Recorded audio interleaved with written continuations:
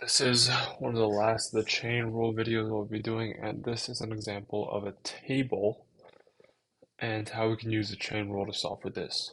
So essentially, this is pretty much the same thing as a chain rule, except it might be a little bit difficult because, with all the values in the table, it might be a little confusing, but essentially the concept is the same. So,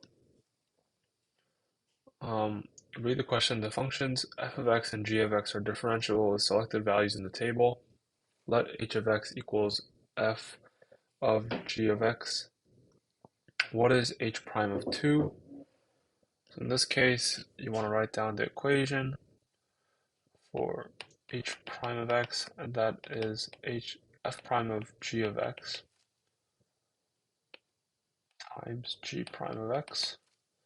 And all you got to do is plug in the point. So basically, you want to know h prime of 2.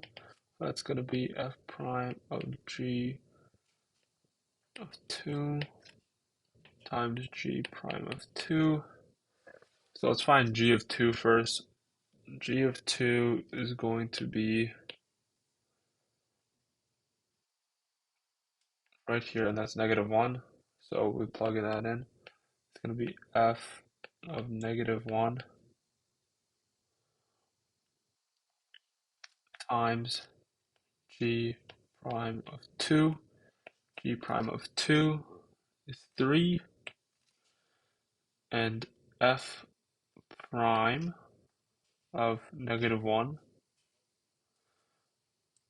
is -4/3. So when you multiply those together, -4/3 times 3/1 is -12/3, and that is the same as -4. So basically, h prime of 2 equals -4. That will be your final answer. Thank you for watching, and I'll see you in the next video.